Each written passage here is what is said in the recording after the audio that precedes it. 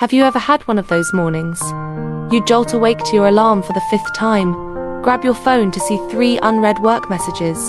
The fridge has nothing but half a carton of expired milk, and a notification for your kid's tuition fee is blinking on the screen.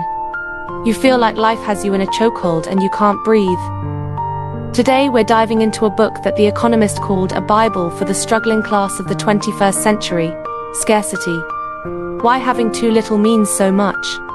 Harvard professor Sendhil Mullainathan and Princeton professor Eldar Shafir spent nearly a decade on groundbreaking research to discover a powerful truth.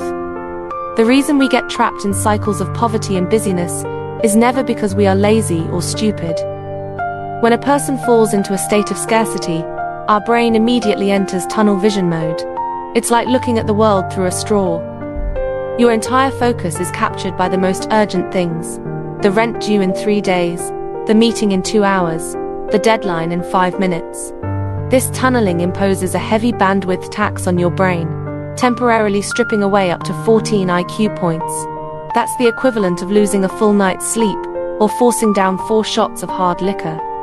In the book, a single mother named Linda gets trapped in this mental fog and misses a free career training program that could have changed her life. Why?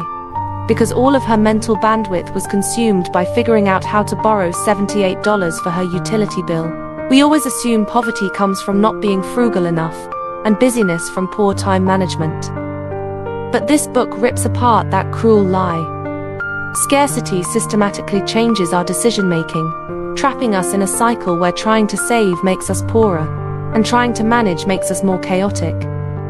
When your bank account is low, you might buy food nearing its expiration date to save money, but you end up spending more mental energy tracking dates, and ultimately waste more.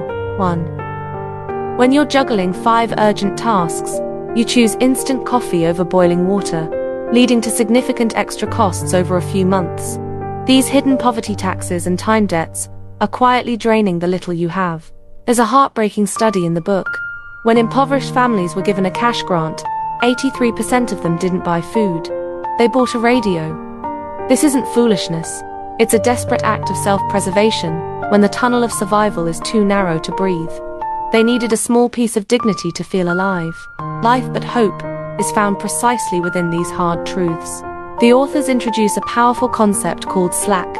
Slack is the buffer we have to absorb shocks and surprises, and the simplest way to build it is by creating a life raft. Even when you have almost nothing, force yourself to put a small amount of cash into a tin box on payday.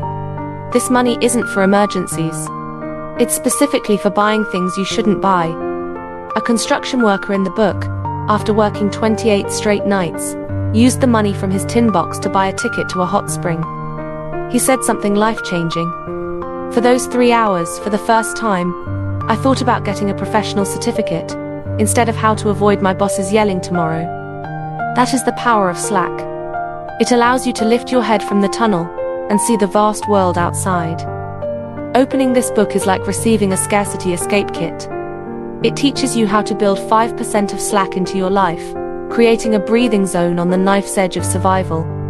It gives you bandwidth rescue tokens to cash in for 15 minutes of complete mental rest when you feel your brain is about to burn out. This book won't teach you how to make a fortune overnight, but it will gently wipe away the self-blame you feel for every mistake. Those missed opportunities, impulsive purchases, and repeated procrastinations. They were never truly your fault. When you understand how scarcity works, you will stop fighting against your exhausted self.